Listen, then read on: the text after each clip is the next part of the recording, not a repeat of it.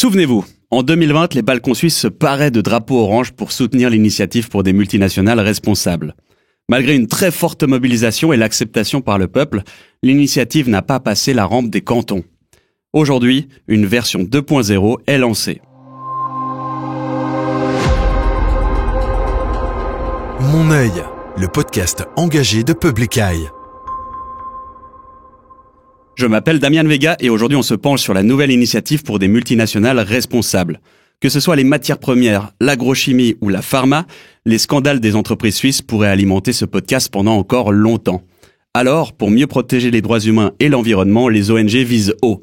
100 000 signatures en un mois. Et ça commence maintenant. Mais elle consiste en quoi cette nouvelle initiative ? J'en parle avec Géraldine Viret, bonjour. Salut Damian. Géraldine, tu es rédactrice et porte-parole chez Public Eye. Tu fais partie donc de l'une des 90 organisations membres de la Coalition pour des multinationales responsables, une initiative qui vise à renforcer la responsabilité des entreprises en matière de droits humains et protection de l'environnement. Parce qu'elles sont si méchantes que ça, les grosses boîtes de chez nous ? Bon, ce qu'il faut dire, c'est que ça fait quand même de nombreuses années que Public Eye et d'autres ONG enquêtent sur des multinationales domiciliées en Suisse.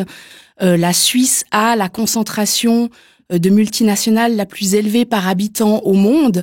Et puis, on abrite aussi des secteurs, tu les as mentionnés dans ton intro, qui sont très sensibles. Les matières premières, l'agrochimie, l'agroalimentaire, la pharma. Donc, ce qu'on voit, c'est qu'il y a de nombreux cas de violation de droits humains, d'atteintes aussi répétées, systématiques à l'environnement par des multinationales suisses à l'étranger. Ça peut être des mines de Glencore qui polluent les rivières, qui polluent les sols. Ça peut être des pesticides extrêmement dangereux de Syngenta qui intoxiquent des agriculteurs au Brésil, en Inde. Ça peut être aussi des agriculteurs, des caféiculteurs au Mexique qui sont maintenus dans la pauvreté par des politiques de prix irresponsables par Nestlé. Les exemples ne manquent pas et ce qu'on voit surtout, c'est qu'en fait, ces mesures volontaires qui sont prises par les entreprises depuis très longtemps, des beaux discours, des programmes de durabilité, ils n'ont pas d'effet concret sur ces violations. Donc c'est pour ça qu'aujourd'hui, on veut agir en Suisse. On voit que l'Union européenne vient de bouger sur ces questions, donc c'est le bon moment. On va en parler bien sûr. Tous les exemples que tu as cités me disent un peu quelque chose vu que c'est littéralement le sujet du podcast et qu'on a beaucoup parlé de ces exemples-là. Je te propose de regarder un extrait du documentaire qui avait été produit par les Initiants en 2020. Si les choses ne changent pas ici, l'avenir des prochaines générations est compromis. Nous ne savons tout simplement plus comment continuer. Nous sommes abandonnés à notre sort.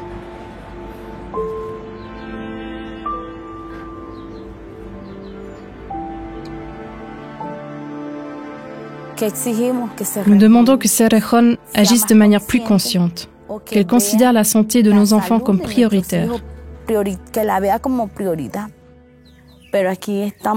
Mais voilà où nous en sommes, nous, les mères d'enfants malades. Ce n'est pas simple de continuer à lutter contre un monstre bien plus grand que nous. Voilà d'autres exemples d'industrie. Une cimenterie au Nigeria, une mine de charbon en Colombie, qui affectent toutes deux la santé des populations locales. En quoi ces cas sont symptomatiques des dérives des multinationales ?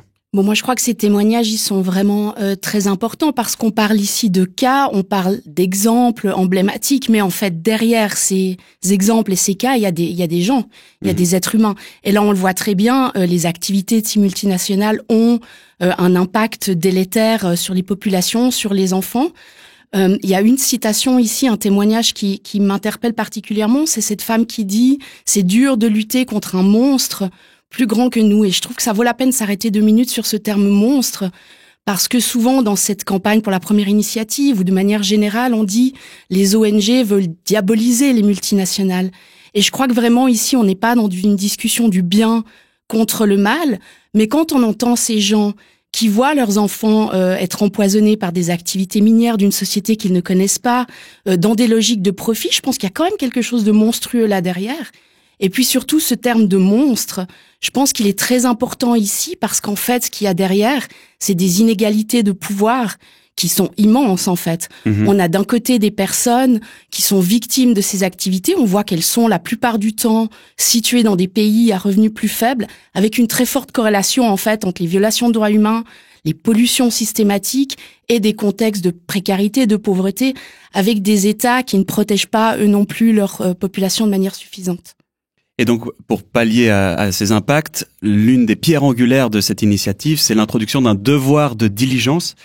Tu arrives à nous rappeler un peu ce que c'est ? Bon, le devoir de diligence, c'est cette responsabilité qu'a une entreprise de cartographier les risques et les problèmes tout au long de sa chaîne de valeur, que ce soit en matière de droits humains, en matière d'environnement, de climat, de prendre des mesures pour essayer d'y remédier et puis ensuite de communiquer de manière transparente sur l'analyse des risques et puis sur les mesures qui ont été prises. C'est pas du tout quelque chose de nouveau, ce devoir de diligence. En fait, ça fait déjà depuis 2011 qu'au niveau international, les principes directeurs relatifs aux entreprises, aux droits humains ont été adoptés à l'unanimité par l'ONU, par les États membres. Et puis, en fait, c'est ce qu'on appelle du droit mou. C'est-à-dire qu'en fait, les États membres doivent ensuite traduire ces principes dans leur législation nationale. Or, on est maintenant début 2025 et on voit que la Suisse n'a toujours pas fait de manière convaincante.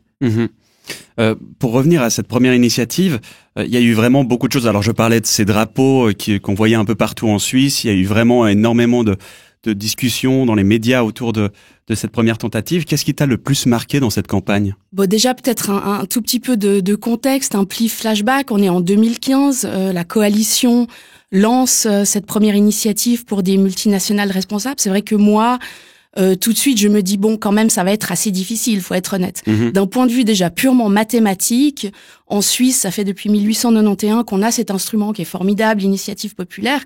C'est environ, en 2015, 10% des initiatives qui passent la rampe. C'est peu. Maintenant, je crois qu'on arrive plus proche des 20% que des 10%, mais enfin, sans entrer dans est-ce que c'est bien ou pas, c'est un pourcentage qui est relativement faible. L'autre chose, c'est qu'on est en Suisse et dès qu'on touche à des questions financières, des questions économiques, on sait qu'on rencontre quand même des vents contraires avec toujours cette montée de boucliers qui disent attention, ne pas toucher à la prospérité de la Suisse. On est dans un contexte où le lobby des multinationales en Suisse est assez fort. Donc ça, voilà, c'était un peu mon sentiment à l'époque. Moi, ce qui m'a marqué de manière très positive, c'est déjà cette mobilisation, je dirais sans précédent de la société civile. Pour la première initiative, au final, je crois que c'était plus de 120 organisations, défense droits humains, protection de l'environnement, des petites ONG, des plus grosses, qui se mettent ensemble et qui construisent une campagne, qui se battent pour un objectif concret, politique, commun. Et ça, c'est fort. Et puis, autour de cette initiative, il y a eu une mobilisation citoyenne qui a été extraordinaire et très visible dans l'espace public. Ça m'a marqué, évidemment, ces drapeaux, ces milliers de drapeaux orange dans les villes, à la campagne. Je me souviens d'aller me balader en montagne et de voir des drapeaux orange sur des cabanes de montagne, dans des petites fermes, enfin un petit peu partout en Suisse. Ça, j'ai trouvé très fort. Et voilà, les bénévoles de Public Eye, par exemple, ont récolté énormément de signatures, d'autres organisations aussi. Et puis, il y a beaucoup de gens qui n'étaient pas membres d'ONG qui se sont joints à nous. Enfin, ça m'a vraiment beaucoup marqué et j'espère qu'en fait, que pour cette nouvelle initiative, la mobilisation sera tout aussi forte, voire davantage, parce qu'on a perdu beaucoup de temps et puis il faut vraiment y aller maintenant sur ce dossier. Si l'épisode vous a plu jusque-là, vous pouvez vous abonner et le partager autour de vous. C'est la meilleure façon de soutenir le podcast. Au final, malheureusement, le résultat est un peu décevant. L'initiative est refusée par les cantons, mais acceptée par le peuple. Ça a été une déception. Évidemment, c'était une déception, surtout que c'est passé à ça, en fait. 50,7% des citoyens et citoyennes ont dit oui. C'est la majorité des cantons qui n'a pas passé. En fait, c'est quelques milliers de voix qui ont manqué pour faire passer la responsabilité des multinationales. Moi, ce qui m'a marqué du volet côté un peu plus négatif, je dirais, dans cette campagne, qui laisse un petit goût amer, c'était évidemment quand même ces mensonges qu'on a beaucoup entendus du côté des opposants. Attention, on va toucher à la prospérité de la Suisse, ça va être des vagues de plaintes comme aux États-Unis, alors que le système suisse est complètement différent. On a des garde-fous qui empêcheraient des vagues de plaintes abusives. Sur les PME aussi, il y a eu des chiffres hallucinants. Même mon boulanger se disait, oulala, comment je vais faire mon devoir de diligence? Alors qu'en fait, mis à part les PME très à risque, elles n'étaient pas vraiment concernées par cette première initiative. Donc il y a eu beaucoup de mensonges.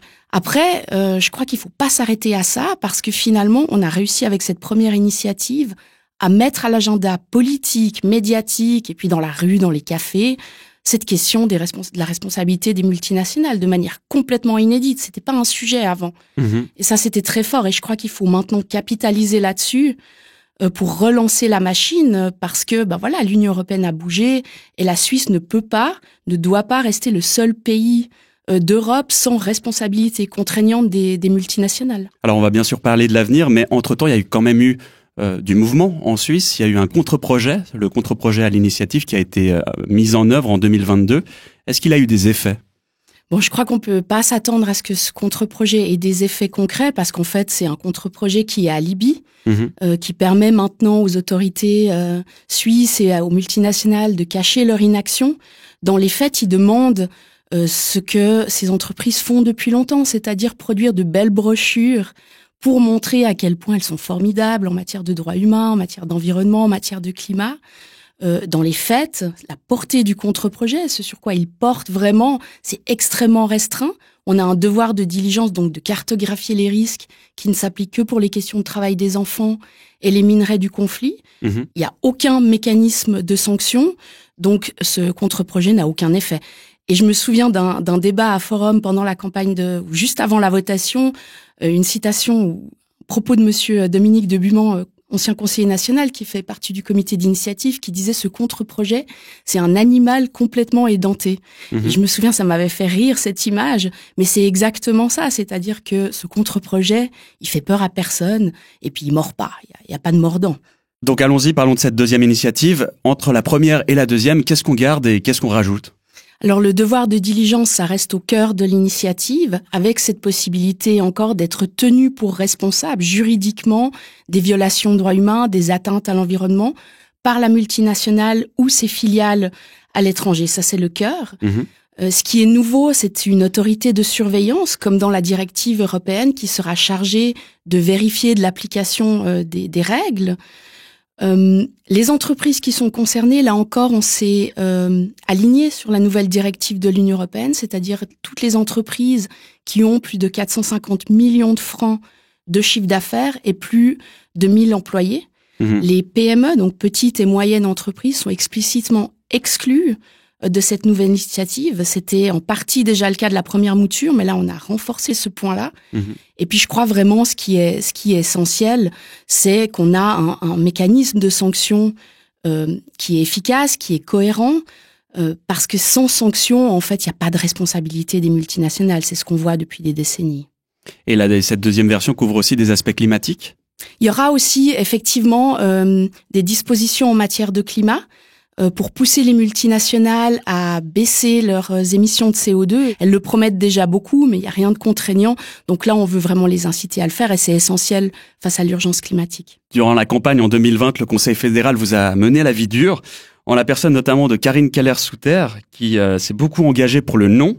Je te propose de regarder un extrait de l'émission Infrarouge sur la RTS avec la conseillère fédérale et Lisa Mazzone. Je retiens quand même dans ce que vous dites, pour dézoomer un petit peu et rester dans le grand schéma des choses, que vous nous dites aujourd'hui c'est un contre-projet, c'est une étape. Si dans 3 ans l'Union européenne adopte des directives plus sévères, moi, Karine Keller-Souter, je m'engage, on va suivre le rythme. Oui, s'il y a des développements au niveau international, bien sûr, le législateur suisse, aussi le Conseil fédéral, est toujours libre aussi de reprendre. D'ailleurs, les directives donnent toujours une marge de manœuvre. C'est pas qu'on confonde avec la reprise automatique ou quelques mécanismes, ça soit au niveau européen. Ça, on peut vérifier, on peut à chaque fois décider si on veut se rallier à de nouveaux projets qui d'ailleurs sont vraiment qui sont pas développés du tout. On n'est pas encore, c'est pas abouti, on est d'accord. Non, c'est pas abouti. Juste, c'est pas rassurant quand même que le Conseil fédéral nous dise, mais bien sûr, on va s'aligner sur les standards, on veut juste pas les devancer. Regardez, on est en train de reprendre des règles en vigueur dans l'Union européenne sous la pression d'une initiative populaire lancée il y a déjà de nombreuses années. Donc de nous dire ici qu'on va reprendre automatiquement ou quasi automatiquement les règles de l'Union européenne, c'est juste du mensonge. À l'époque, Karine Keller-Souter disait vouloir éviter que la Suisse avance de façon isolée sur cette question. Mais depuis, l'Union européenne a bougé. En mai 2024, elle a adopté une nouvelle directive qui est assez ambitieuse en matière de responsabilité des multinationales. Du coup, tu penses que ça va changer la donne? Bon, alors j'ai pas de boule de cristal, mais ce que je pense, c'est que ça devrait changer la donne, parce qu'on a entendu ces arguments-là pendant toute la campagne. Moi, je pense qu'on peut pas, pendant toute une campagne de votation, sillonner la Suisse en martelant « la Suisse doit agir de manière coordonnée », on doit reprendre les directives de l'Union européenne, et puis une fois que les directives de l'Union européenne sont là, qu'elles sont solides, changer complètement de discours. Donc le moment, il est vraiment important maintenant, parce que effectivement, on a pris plusieurs années de retard. Et pendant ce temps-là, les violations de droits humains, les atteintes à l'environnement dans des pays plus pauvres, elles continuent. Donc il faut vraiment agir maintenant. Et par ailleurs, il n'y a pas que la coalition qui dit ça. En juin dernier, un comité de 140 politiciens et politiciennes, essentiellement du camp bourgeois, 80 entrepreneurs et entrepreneuses, ont lancé un appel au Conseil fédéral, au Parlement, pour leur demander le plus rapidement possible d'établir une loi qui suive dans les grandes lignes la directive de l'Union européenne. Mais du coup, est-ce que nos entreprises en Suisse sont concernées par la directive européenne? Alors j'imagine que ça va susciter pas mal de discussions. Ce qui est clair, c'est qu'une entreprise domiciliée en Suisse, qui a un chiffre d'affaires de plus de 450 millions d'euros dans l'Union européenne, sera en partie couverte par cette initiative, mais au niveau du devoir de diligence. Par contre, et ça c'est vraiment le point qu'il faut comprendre, c'est que tout le mécanisme de sanction, c'est-à-dire l'autorité de surveillance, c'est-à-dire la possibilité d'être tenu pour responsable par un tribunal, ça ne s'appliquera pas. Donc on se retrouve de nouveau quelque part avec un animal qui est un petit peu édenté dans cette situation-là. C'est pour ça qu'il faut absolument une loi qui régisse ces questions en Suisse. Mais dans un monde aussi globalisé, on le voit à chaque fois dans chaque épisode de podcast, les chaînes de valeur sont très complexes, parfois opaques. Est-ce que c'est vraiment possible de contrôler toute la chaîne d'approvisionnement? C'est clair qu'il faut pas être naïf dans ce monde-là, c'est compliqué. Par contre, je crois qu'on peut pas simplement dire, bon, de toute façon, on peut pas tout contrôler, et puis planter à nouveau la tête dans le sable ou faire peur aux citoyens et citoyennes avec des arguments attention, la prospérité de la Suisse. Ce qu'on voit, c'est qu'il y a vraiment beaucoup de cas de violations qui impliquent des sociétés suisses. Ce qui est clair, c'est que si une société, que ce soit Glencore, que ce soit quelqu'un d'autre, pollue des régions entières, atteint à la santé des enfants, il faut vraiment qu'il y ait des conséquences. Et voilà, moi, j'ai des enfants, je leur dis non, c'est la dernière fois que ça se passe comme ça. Mais s'il n'y a pas de conséquences, c'est jamais la dernière fois que ça se passe comme ça. Et ça, on a vraiment un recul énorme là-dessus, parce que ces questions de responsabilité sociale d'entreprise, les discours, les brochures, les programmes, ça a des décennies. Donc je crois que maintenant, on va pas renverser le monde. C'est pas ça qu'on demande. Ce qu'on demande simplement, c'est une loi qui mettent en œuvre des principes qui ont été adoptés il y a plusieurs années au niveau international et qui demandent simplement le respect des droits humains, le respect de l'environnement par des multinationales qui sont des acteurs comme tout autre dans la société et qui doivent se comporter d'une manière correcte. Et ces personnes qui le demandent, c'est notamment Public Eye, mais aussi près de 90 organisations qui font partie donc de cette grande coalition pour des multinationales responsables. Cette coalition prépare très activement cette campagne, on l'a dit, 100 000 signatures en un mois, c'est énorme. C'est quoi les prochaines étapes? Écoute, oui, 100 000 signatures en un mois, ça c'est déjà la grande étape et ça a commencé maintenant. On espère qu'il y aura beaucoup de gens qui vont rejoindre les bénévoles de Public Eye et d'autres organisations pour se mobiliser à fond pour cette campagne. On attend au printemps un message du Conseil fédéral sur cette question du devoir de diligence. Je pense que là aussi, c'est vraiment important qu'il y ait une forte mobilisation au niveau de la récolte pour montrer au Conseil fédéral en fait que les gens attendent maintenant que ça avance. Ils veulent que ça avance. Et puis ensuite, les étapes classiques, dépôt de l'initiative, processus parlementaire qui peut être plus ou moins long, et puis une éventuelle votation. Ce qui est clair pour nous aujourd'hui, c'est que le moment, il est important. La coalition est motivée, la coalition est prête, et puis on ira jusqu'à une votation si ça doit en arriver là. Parce que cette demande d'une responsabilité contraignante pour les multinationales, elle est légitime et elle est essentielle. On suivra donc de près la suite de l'aventure. Merci beaucoup Géraldine Viret d'être venue. Merci à toi. Et merci à vous pour votre écoute. Vous aussi, vous pouvez vous mobiliser en signant l'initiative, en la faisant signer et en partageant cet épisode autour de vous pour qu'un maximum de gens en entendent parler. C'était Mon œil, le podcast engagé de Public Eye qui regarde là où les multinationales voudraient qu'on détourne leur regard. À bientôt. Mon œil, le podcast engagé de Public Eye.